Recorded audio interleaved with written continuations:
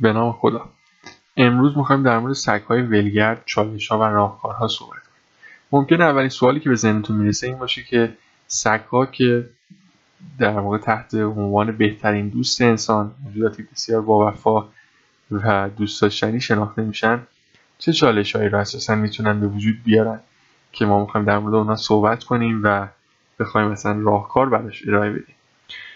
در ادامه بیشتر با این موضوع آشنا خواهیم شد، ولی به طور کلی من اول در مورد تاریخچه سگ‌ها و اینکه از کجا اومدن، اینکه سگ ولگرد که موضوع بحثمون هست اساساً طبق تعریف چی هست، چه چالش‌هایی رو ممکنه به وجود بیاره و چه راهکارهایی در واقع پیش روی ما هست برای جلوگیری از در واقع ضررهایی که سگ ولگرد میتونه به صورت بالقوه و بالفعل برای حیات وحش کشور و خود انسان ها به وجود بیاره. صحبت خواهیم کرد. خب همونطور که از شکل ظاهری، ویژگی‌های ظاهری و ساختاری سگ ها میشه حدس زد، یه چیزی که ما بهش میگیم مورفولوژی، سگ نزدیکترین گونه وحشی به سگ ها گرگ خاکستری هستش. در واقع گرگ هست از گونه گرگ خاکستری یا کنیس لوپوس که گونه‌ای که در کشور ما هم پراکنش داره و این اتفاق در واقع طی فرآیندی به عنوان فرآیند اهلی سازی دامستیکیشن که خودش فرآیند بسیار پیچیده‌ای هست که بحث مفصل میشه کرد بر روش و در این مجال نمی‌گنجه.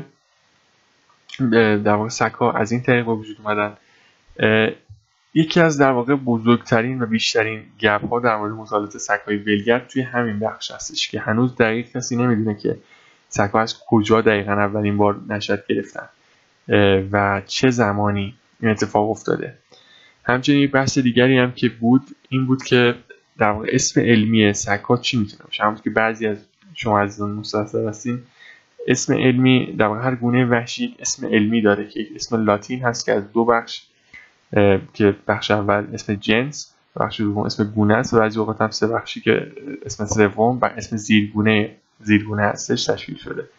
و خب سگ‌ها اصلا گونه وحشی نیستن. همونطور که متوجه شدیم طی فرآیند اهلی سازی از سگ در واقع از گرگ خاکستری به وجود اومدن و خب بحث بود که آیا یک گونه جدا، حالا در واقع کنیس فامیلیاریس که امروز به همین اسم مصطلح‌تر هستش باید شناخته بشن، یا کنیس لوپوس فامیلیاریس که به معنی زیرگونه از گرگ خاکستری.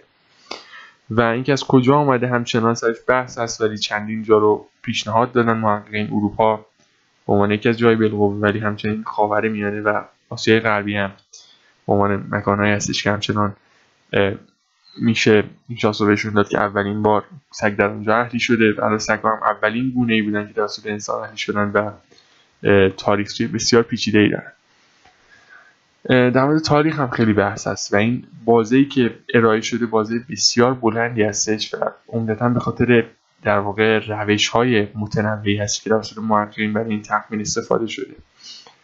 امروز ابتدا عدد 20 تا 35,000 سال، ولی امروز یه مقدار تقلیل یافته و دقیق‌تر شده، بین 20 الی 40,000 سال پیش بینی میشه که در واقع سگ‌ها از گرگ جدا شده.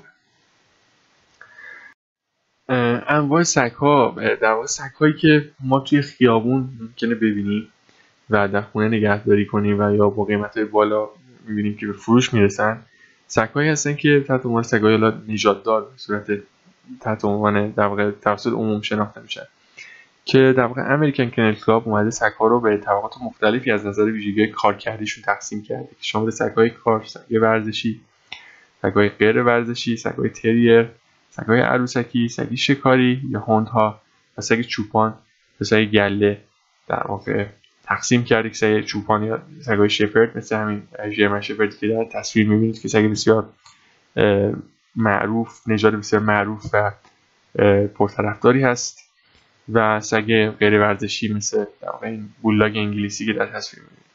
ولی بحث امروز ما در مورد این سگ‌های در واقع خانگی بیشتر امروز می‌خوایم در مورد سگ‌های صحبت کنیم که بیشتر این شکلی هستند یا این شکلی و یا به هزاران شکل دیگه. سگ‌های ولگرد بسیار بسیار از نظر رنگ، اندازه و در واقع رفتار و بسیار ویژگی دیگه میتونن بسیار متنوع باشن و تنوع بسیار بالایی دارن. و اصلا خود سگ ولگرد چی هست؟ سگ ولگرد یا فری رنجینگ داگ یک تعریفی هستش که مبتنی بر رفتار هست، یعنی سگ‌هایی که چه صاحب داشته باشن چه صاحب نداشته باشن هیچ کنترلی بر روی رفتارشون وجود نداشته باشه. مثل همین سگ گله‌ای که در تصویر می‌بینید، درسته که صاحب داره، صاحبش چوپان هست، ولی اون چوپان هیچ در واقع کنترلی بر روی رفتار این فرد نداره.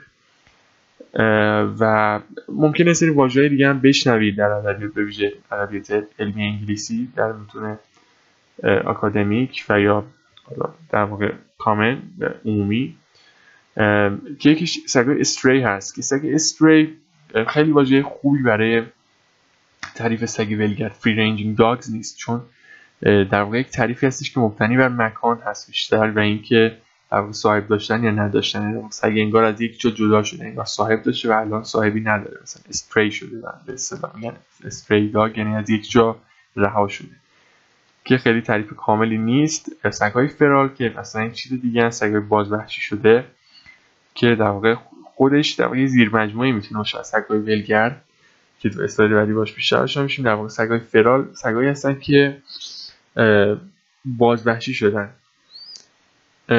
و سگ در واقع فری رومینگ یا سگ‌های در واقع آزادیت، باز هم همون تعریف در واقع دقیقاً عیناً معادل فری رنجینگ داگه و خوب تفاوتی نداره و هر دوش در واقع فری رومینگ و فری رنجینگ هر دوش مصطلحاً این واژه‌ای هستن که برای تعریف این سگ‌های ولگرد به کار میرن. خود سگ‌های ولگرد هم توی گفتم انواع اقسام دارن. سگ‌هایی که صاحب دارن، این میتونه کاملاً خونگی بشه، صاحب داشته باشه ولی صاحبش هیچ کنترلی بر روی رفتارش نداشته باشه و همین باعثه که ما اون سگ ولگرد بنامیم. سگ‌های ولگرد شهری که خب همون ویژگی رو که گفتم دارن، فقط در شهر زندگی میکنن. همچنین سگ‌های ولگرد روستایی، سگ‌های روستایی که در واقع این به خاطر در واقع ویلیج و رورال در واقع هر دو خیلی تعریف این دو دسته خیلی شبیه به هم هستن. در واقع بیشتر باز بود مکانیشون هست که توی فارسی ما واژه جدایی برای رورال و ویلیج نداشتیم. سگ‌های فرال یا بازوحشی شده این سگ‌هایی که اهلی بودن و با انسان رابطه خوبی داشتن، رها شدن و الان از انسان ترس دارن و به صورت وحشی و کاملا مستقل از انسان زندگی میکنن. و در پایین سگ‌های وحشی که شاید بهترین مثال بشه سگ در واقع دینگو که یک گونه سگزان وحشی استرالیا هست رو بهش مثال زد که سر دینگو هم باز بحث‌های متعددی از نظر علمی وجود داره و چالش‌هایی که باز تا این مجال نمی‌گنجه راجعشون صحبت کنیم.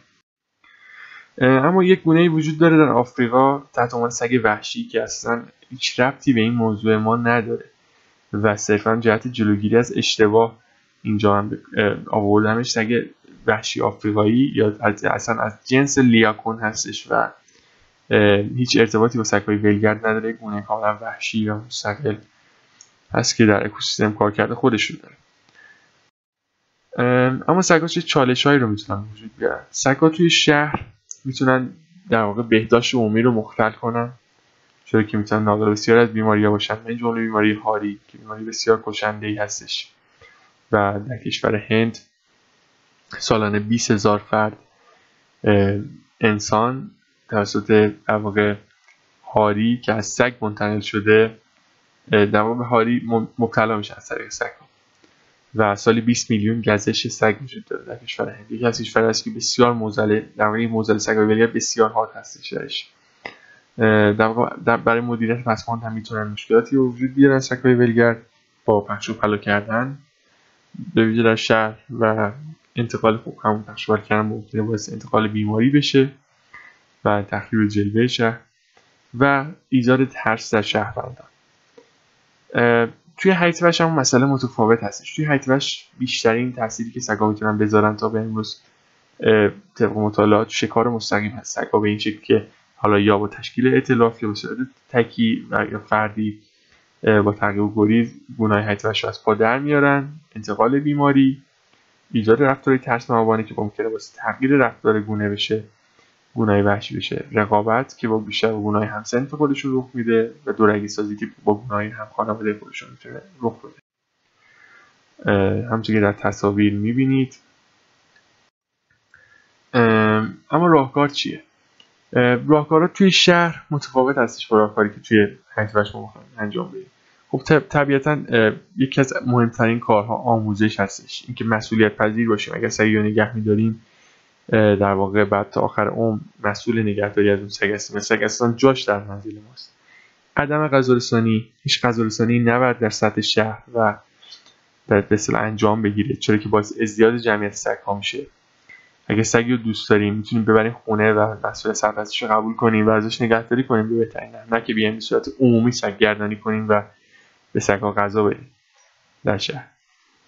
مدیریت پسماند میتونه خیلی راهکار خوبی باشه، چرا که سگ‌هایی که تو شهرن اصولاً در واقع بیشتر عمده کالریشون رو از منابع در واقع پسماند تامین میکنه. و کنترل جمعیت، عقیم سازی در واقع مطالعات نشون داده که بیش از 40% جمعیت عقیم بشه تا فایده‌ای داشته باشه و هضم مستقیم به انسانی ترین روش که کم درد بشه، برایشون میتونه به عنوان یک راهکار باشه. در حیاط وحش آموزش، به ویژه آموزش چوپانان، برای اینکه سگشون اجازه ندن که دنبال هر جنبنده‌ای بکنه تو حیاط وحش. تعداد سگ‌های گله بعد از یک حدی بیشتر بشه که گاهن مثلا یک گله دیده میشه که 40 تا گوسفند داره و 10 تا سگ. خب این بعد یک مطالعه انجام بشه برای اینکه ببینیم تعداد بهینه سگی که میتونه از همه گله حفاظت کنه و هم بر حیاط وحش مشکل ایجاد نکنه چیه. و باز هم کنترل جمعیت به صورت حذف مستقیم سگ‌ها به انسانی ترین روش میتونه یک راهکار خوب باشه که برای کاهش جمعیت استفاده بشه. برای مطالعه بیشتر میتونید به این دو کتاب رجوع کنید. ممنون از وقتتون. اگر سوالی هم بود این ایمیل بنده است، در خدمتی.